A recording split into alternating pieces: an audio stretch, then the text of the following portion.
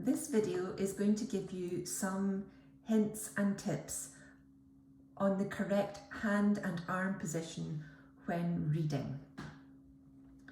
When we're doing these activities, you must always have something on your table, a piece of Dyson matting, and this is going to prevent the item that the child is reading from moving across the table. Now, I don't actually have a piece of a Dyson today, so what I'm going to do is I'm going to blue tack things to the table, because if you don't, you'll see as my hands are moving, so is the paper, and that's not going to be very helpful. So we're going to start off using a tracking card, although this one actually wasn't created for tracking. It was done for developing concepts of long and short. If it had been for tracking, the string would have been shorter, there would have been a little bit more card left at the end. Now, when you give the child any card and you're starting doing these activities, don't always present it to them in the correct way. There should always be some kind of marker to show where the top of the card is. In this case, the top right corner has been cut to a slant. Some children, however, find it really quite difficult to find this slanted corner. So an alternative would be to use a small V cut in the top towards the right, and that can be easier to find. So as I said, give the card to the child either this way or this way, so then get used to making sure that they can orientate it to the correct direction. And as I said, I'm going to push this down very firmly on the table. Now, even with a card such as this, we would be enforcing and introducing the correct reading technique right from the very beginning. And we want to get a nice curve on our fingers. Now, you can practice this by putting your hands over a ruler. I don't have one with me today, and then that would give you the correct curve to the fingers. When you are establishing the curve, especially for an activity such as this on the card, then often our knuckles of our thumb are touching. And what we don't want is the fingers to be too raised, too much of a curve, because if I move my hand away, you can see that I am actually on the tips of my fingers, and that is what you don't want. When you are reading Braille, it is the outside edge of the left and the right finger that is the most sensitive. So these are the parts that need to be on the Braille. If you don't have a ruler, you can use a pen such as this and ask the child to curve their hands over the pen. You have to be a little bit careful about the depth of the diameter of the pen and the size of the hands, so you're not getting too much of a curve. If I put this up here, you can perhaps see it better. This one's about right for me, I would say.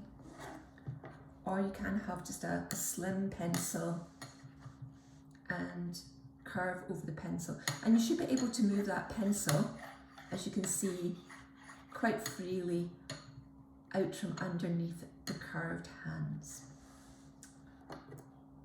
So a little bit of practice with that. So on this card, we would encourage the child to start in the corner and move down till they find the beginning of the string.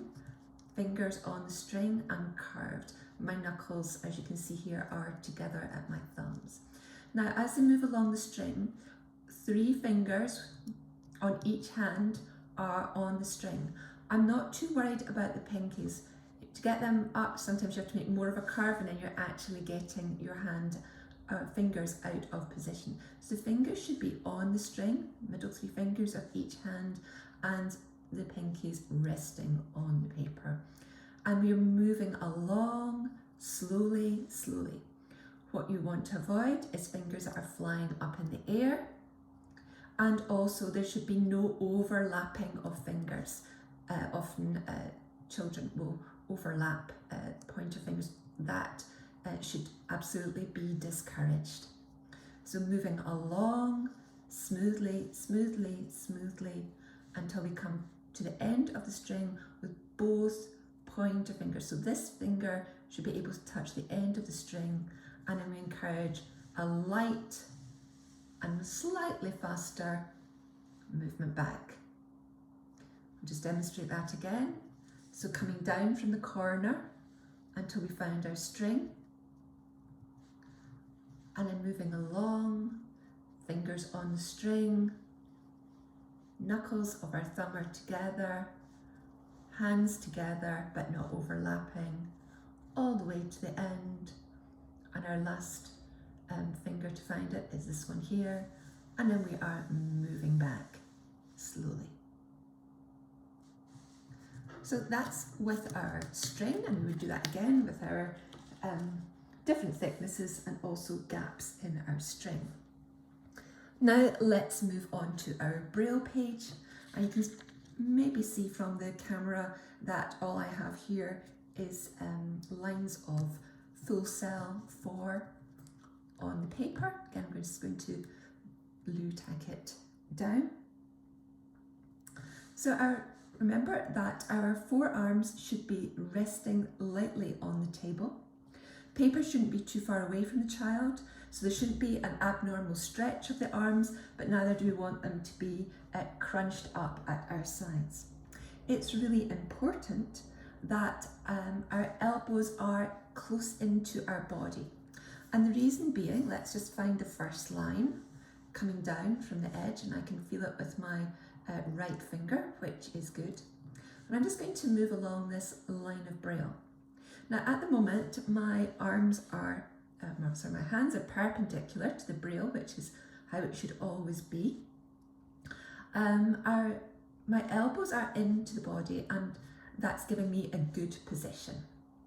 If I just come back slightly, if I move my arms out, so my elbows are out from my sides and I've just a bit flap, you will notice that my hand position changes, and our knuckles are no longer touching, and our fingers are at a point.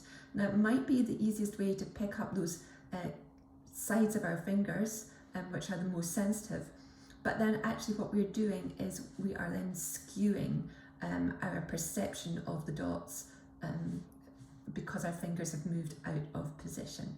And that's a very difficult habit to break once children get into it. So always encourage hands perpendicular to the Braille and elbows in. That is the way to make sure that our hands are in the correct position. So moving along all the way to the end, just like with the string, it's when this finger feels the last cell, we then skip lightly back, and we are always emphasising a light touch. If not, the child will squash the Braille dots. Now this is something that may happen at the beginning.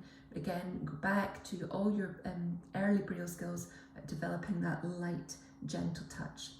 And then we're moving down and back along. And the lighter the touch, actually the more easy it is to perceive what the dots are underneath your fingers. And lightly back and down. And lightly along and back and lightly down to the last line and always back. Now, if you can get your hands on some of this manila paper, it's quite good. If you ask the child to dip their finger in some talcum powder and then to track along the line of Braille, you will see once they have done it if they are actually picking up the bottom dots in the cell. And these are the ones that are most frequently missed, and that's because the hand position is not quite right. That talcum powder will give you that clue, and then you can ask the child to adjust their finger position to make sure that they are detecting the bottom dots on the cell as well.